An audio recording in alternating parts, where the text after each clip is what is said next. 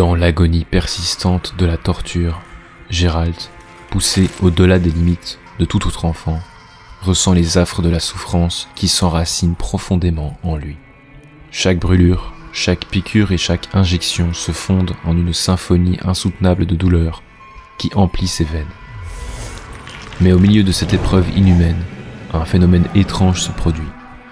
Les mèches de ses cheveux sombres commencent à se parer d'une teinte fantomatique.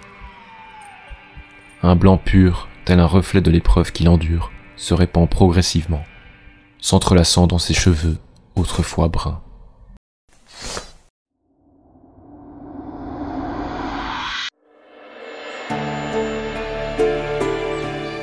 Au seuil majestueux de Kermoren se tenait Vézémir, gardien éminent de cet établissement sacré des sorceleurs. Les rayons du soleil perçaient timidement à travers les nuages, caressant de leur lueur dorée les parois rocheuses du château isolé. Un silence solennel régnait, tandis qu'un enfant, frêle et innocent, s'avançait, guidé par une femme bienveillante dont la main délicate serrait la sienne. Le vent murmure doucement, portant avec lui le nom prononcé avec une tendresse empreinte d'incertitude. Gérald. C'était le début d'une nouvelle vie, d'un destin scellé par les étoiles, dans cet endroit où les rêves des enfants étaient forgés par les armes. Au cours des années qui suivirent, les portes de Kermoren devinrent le foyer de l'apprentissage pour le jeune Gérald. Chaque aube apportait avec elle l'éveil des âmes braves et l'effervescence des futurs protecteurs de l'humanité.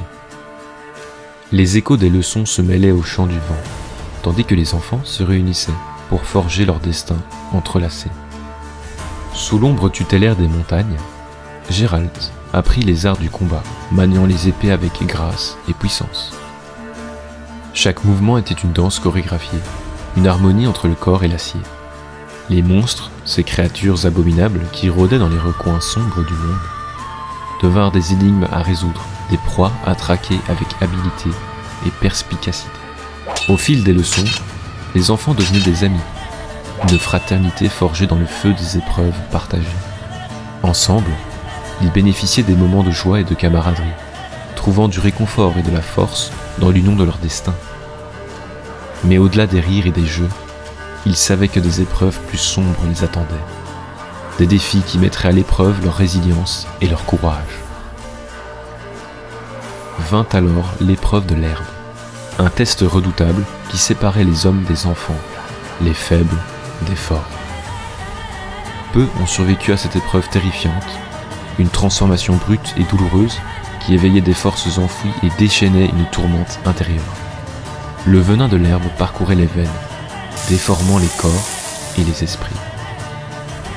Gérald se retrouvera plongé dans un océan de souffrance.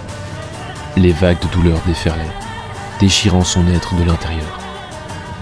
Son corps, autrefois innocent et vulnérable, fut soumis à une épreuve sans précédent. Les cris de douleur résonnaient dans les murs de Kermoren, et dans les abysses de son être, une flamme ardente de détermination brûlait encore. Un surnom lui fut attribué, le Loup Blanc. Les capacités extraordinaires de Gérald s'étaient développées, surpassant celles de ses pairs sorceleurs. Au-delà de sa vision nocturne qui lui permettait de percer les ténèbres les plus épaisses, et de ses réflexes affûtés comme l'éclair, il possédait des facultés supérieures. Une fois la douleur dissipée, les chemins tortueux de Kermoren n'étaient pas encore finis pour lui. Les druides et les mages, qui présidaient aux destinées des sorceleurs, avaient prévu une épreuve supplémentaire, un rituel mystérieux et envoûtant, appelé l'épreuve des rêves. Dans le secret des alcôves sacrées, Gérald fut plongé dans un état de transe profonde. Les visions psychédéliques s'entrelaçaient, dansant devant ses yeux émerveillés. Alors que les druides et les mages tissaient un voile onirique autour de son esprit, les rêves se mêlaient à la réalité, dévoilant des horizons inexplorés et des possibilités insoupçonnées. Lorsque Gérald émergea de ce voyage onirique, il ressentit une étrange lueur dans ses yeux. Son regard s'était transformé, révélant une perception nocturne aiguisée, une capacité à percer les ombres les plus profondes. Les étoiles elles-mêmes semblaient briller plus intensément pour lui, guidant ses pas dans l'obscurité. Le monde nocturne s'ouvrait à lui, révélant des secrets insaisissables pour les simples mortels. Mais cette nouvelle faculté n'était pas sans contrepartie. Les druides et les mages, dans leur quête de perfection, avaient établi un prix à payer. Leur magie avait stérilisé Gérald, privant l'avenir de sa descendance et scellant son destin dans les annales de la solitude. Une fois ces deux épreuves passées, l'examen final attendait Gérald et les quelques autres survivants. Le rite de la montagne, plus connu à l'école du loup sous le nom du rite du médaillon, se présentait comme un examen destiné à vérifier ce que les aspirants se souvenaient des étapes précédentes de leur formation. Cet examen sert surtout à savoir si les sujets en vie ne sont pas devenus fous des souffrances vécues par les deux étapes précédentes. Le jeune loup blanc se trouvait à présent devant un étang étincelant, situé non loin de Kermoren, avec d'autres sorceleurs en devenir. Ces eaux calmes et profondes semblaient les défier du regard, prêtes à tester leur résistance et leur détermination. Sans hésitation, Gérald plongea dans l'onde froide, nageant avec une grâce animale, franchissant chaque obstacle avec une aisance déconcertante. Une fois de l'autre côté de l'étang, Gérald se retrouva face à une série de cavernes sombres et inhospitalières. Là-bas se terrait un cyclope vénérable, surnommé Vieux Piqueur. L'immense créature dormait profondément, mais le moindre faux pas pouvait éveiller sa fureur meurtrière. Gérald avança avec une prudence extrême, utilisant ses sens aiguisés pour éviter les pièges et les griffes acérées du cyclope endormi.